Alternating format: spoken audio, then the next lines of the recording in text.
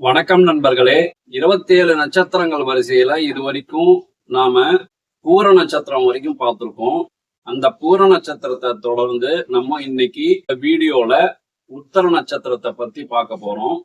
இந்த உத்தர நட்சத்திரம் சூரியனோட ஆதிக்கத்துல சிம்ம ராசியில கடைசி ஒரு பாதத்துல வர நட்சத்திரம். 2, 3, 4 பாதங்கள் கன்னி ராசியில வரும். இந்த உத்தர நட்சத்திரத்தை பத்தி அவர்களுடைய குணாதிசயங்கள் என்ன, அவர்கள் வாழ்க்கையில செய்ய வேண்டியது என்ன, செய்யக்கூடாதது என்ன, வணங்க வேண்டிய தெய்வங்கள் என்ன, செய்ய வேண்டிய பரிகாரம் என்ன, இத பத்தியெல்லாம் நம்ம இந்த வீடியோல விரிவா பார்க்கலாம்.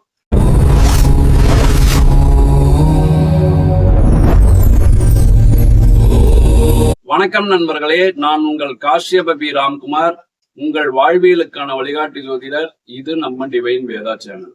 இந்த உத்திர நட்சத்திரத்துல பிறந்தவங்க பொதுவாவே நிதானமா இருப்பாங்க, பொறுமையா இருப்பாங்க. அதே போல இவர்கள் நேர்மையான குணத்தை கொண்டிருப்பார்கள். எந்த காரியத்தையும் திட்டமிட்டு செய்யறதுலயும் அந்த காரியம் முடியற வரைக்கும் ஓயாத உழைக்கிறதுலயும் இந்த உத்திர நட்சத்திரத்துக்காரங்க கெட்டிக்காரங்க. மத்தவங்களுக்கு உதவுறத இவங்க ரொம்ப விரும்புவாங்க.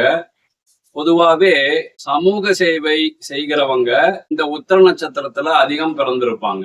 தன்னோட குடும்பத்திற்காக எந்த கஷ்டத்தையும் தாங்கிக் கொள்ற மனநிலை இவங்ககிட்ட இருக்கும். சில நேரங்கள்ல தங்களுக்கு என்ன சரின்னு படுதோ அதை மாத்திக்கவே மாட்டாங்க. தப்பா இருந்தா கூட அதுதான் சரின்னு அவங்க நினைச்சிட்டு இருப்பாங்க. இவங்க பிடிவாதமா இருப்பாங்க, அதே நேரத்துல கராராவும் நடந்துப்பாங்க. இப்போ சிம்ம ராசி உத்திர நட்சத்திரத்துல பிறந்தவங்களோட குணாதிசயங்களை பார்ப்போம். இயற்கையிலேயே தலைமை தாங்குற பண்பு இருக்குங்க.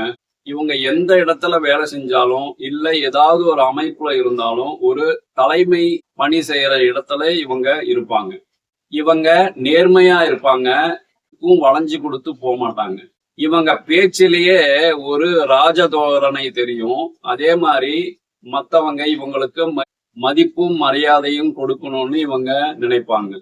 இவங்க தோல்விகளை கண்டு துவண்டு போக மாட்டாங்க. என்னால் முடியும்னு திரும்பியும் அந்த தோல்வியில இருந்து ஆரம்பிச்சு திருப்பியும் வெற்றி அடைவாங்க. இவங்க கிட்ட கொஞ்சம் ஈகோ அதிகமா இருக்குங்க. அந்த ஈகோவை குறைச்சு மத்தவங்க சொல்றதையும் கேட்டு நடந்தாங்கன்னா இவங்களுக்கு நல்ல பலன் இருக்கும். கன்னிராசியில வர உத்திர நட்சத்திரத்துல பிறந்தவங்களோட குணாதிசயங்களை பத்தி பார்ப்போம். இந்த உத்திர நட்சத்திரத்துக்கு சூரியன் தான் அதிபதின்னு பார்த்தோம். அதே மாதிரி இந்த கன்னிராசிக்கு புதன் அதிபதி. இந்த சூரியனும் புதனும் சேரும் போது இவங்ககிட்ட ஒரு நிபுணத்துவம் இருக்கும். இவங்க கிட்ட அறிவுத்திறனும் இருக்கும், ஆளுமை திறனும் இருக்கும். யாரை எப்படி சமாளிக்கணும் இவங்க நல்லா தெரிஞ்சு வச்சுப்பாங்க. சிம்ம ராசி உத்திர நட்சத்திரத்துல பிறந்தவங்களை விட கன்னிராசியில பிறந்த உத்திர நட்சத்திரக்காரங்க கொஞ்சம் பேச்சுல கனிவு இருக்கும், கொஞ்சம் நிதானமா பேசுவாங்க, அடுத்தவங்க சொல்றத காது கொடுத்து கேட்பாங்க. ஆனா முடிவு இவங்க தான் எடுப்பாங்களே ஒழிய அடுத்தவங்க சொல்றத கேட்டுப்பாங்க. எந்த ஒரு விஷயத்தையுமே இவங்க மேலோட்டமா பார்க்க மாட்டாங்க. அதுல இருக்கிற சூக்ஷ்மமான விஷயங்களை தேடி கண்டுபிடிச்சு ஆராய்ச்சி பண்ற குணம் இவங்க கிட்ட இருக்கும். இவங்க தேவையற்ற சவால்களை இருப்பது நல்லது.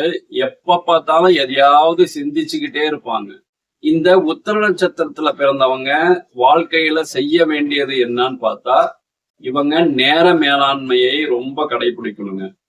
நேரத்துக்கு எல்லாம் செஞ்சு பழகணும். காலையில சீக்கிரமா எந்திரிச்சு சூரியனை வழிபட்டுட்டு வந்தாங்கன்னா நல்ல பலன் கிடைக்கும். இவங்க அப்பாவோட இவங்க எப்பவுமே இணக்கமா இருக்கணும். அவரோட ஆசீர்வாதத்தை வாங்கிக்கிறது ரொம்ப நல்லது. கொடுத்த வாக்கை எப்பவுமே காப்பாத்துறதுக்கு பாடுபடணும். கொடுத்த வாக்க மீறவே கூடாது. இவங்க ரொம்ப இயலாதவங்களுக்கும் ரொம்ப முதியவங்களுக்கும் இவங்க புரிஞ்ச உதவி செஞ்சுட்டு வரலாம், நல்ல பலன் உண்டு. இவங்க வாழ்க்கையில செய்யக்கூடாதது என்னன்னு பார்த்தா இவங்க எதிரி முன்கோபம் தாங்க. இவங்களுக்கு சட்டுன்னு முன்கோபம் வந்துடும். அந்த முன்கோபத்தை இவங்க தவிர்க்கணும். கடனை கொடுக்கறது கொஞ்சம் பார்த்துதான் கொடுக்கணும். கடன் கொடுத்தா திரும்பி வருமா அப்படிங்கறது ஒரு தடவைக்கு 2 தடவை யோசனை பண்ணி தான் கடன் கொடுக்கணும். அவசரப்பட்டு கொடுத்தா திரும்பி வராது.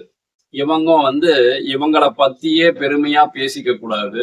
அதே போல மத்தவங்களும் நம்மளை பத்தி பெருமையா பேசிக்கிட்டே இருக்கணும்னு நினைக்கவே கூடாது. சின்ன விஷயம் தானே அப்படின்னு சொல்லி எதையுமே அலட்சியமா விடக்கூடாது. எந்த விஷயமா இருந்தாலும் அதுல ஸ்ரத்தையா பண்ணணும். இவங்க வணங்க வேண்டிய தெய்வம் என்னன்னு பார்த்தா, உத்திர நட்சத்திரத்துல உதித்தவர் சபரிமலை ஐயப்பன். இவங்க தொடர்ந்து சபரிமலை ஐயப்பனை வணங்கிட்டு வந்தாங்கன்னா இவங்க வாழ்க்கையில நல்ல முன்னேற்றம் கிடைக்கும். அதே போல தினமும் காலையில ஆதித்ய ஹிருதயம் படிச்சுட்டு வந்தாங்கன்னா இவங்களுக்கு நல்ல பலன் கிடைக்கும். மகாவிஷ்ணுவை ஞாயிற்றுக்கிழமையோ இல்ல புதன்கிழமையோ துளசி மாலை சமர்ப்பணம் பண்ணி வழிபட்டுட்டு வந்தாங்கன்னா இவங்களுக்கு நல்ல பலன் கிடைக்கும். இவங்க செய்ய வேண்டிய பரிகாரம் என்னன்னு பார்த்தா, ஞாயிற்றுக்கிழமை அன்னைக்கு சிவபெருமானுக்கு செவ்வரளி பூவை சமர்ப்பணம் பண்ணி வழிபட்டுட்டு வரணும். அப்படி வழிபட்டுட்டு வந்தா எந்த தடைகள் எந்த தாமதம் இருந்தாலும் அதெல்லாம் நீங்கி நல்ல பலன் கிடைக்கும். அதே போல ஞாயிற்றுக்கிழமை அன்னைக்கு கோதுமை தானம் பண்ணிட்டு வர்றது நல்ல பலன் கிடைக்கும். இந்த உத்திர நட்சத்திரத்தோட விருட்சம் என்னன்னு பார்த்தா அலரி மரம். இந்த அலரி மரத்தை கரவீரம் அப்படின்னும் சொல்லுவாங்க. இந்த மரத்தை ஸ்தல விருட்சமா இருக்கிற கோயிலுக்கு போய் அந்த மரத்துக்கு தண்ணி ஊத்தி வழிபட்டுட்டு வந்தாங்கன்னா நல்ல பலன் கிடைக்கும். முடிஞ்ச வரைக்கும் ஞாயிற்றுக்கிழமை வெள்ளை இல்லைன்னா இளஞ்சிவப்பு நிறத்துல இவங்க ட்ரெஸ் அணிஞ்சிட்டு வந்தாங்கன்னா இவங்களுக்கு நல்ல பலன் கிடைக்கும். நன்றி நண்பர்களே. இது போல பல நல்ல தகவல்களுக்கு நம்ம டிவைன் வேதா சேனலை சப்ஸ்கிரைப் பண்ணிக்கோங்க. பக்கத்திலே பெல் ஐக்கான் இருக்கும், அதையும் பிரஸ் பண்ணிக்கோங்க.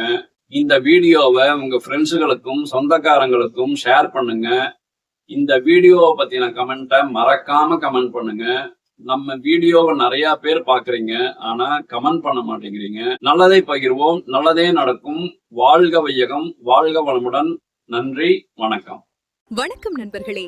ஆன்மீகம் மற்றும் ஜோதிடம் தொடர்பான அரிய தகவல்களுக்கு எங்கள் டிவைன் வேதா யூடியூப் சேனலை சப்ஸ்கிரைப் செய்யுங்கள்.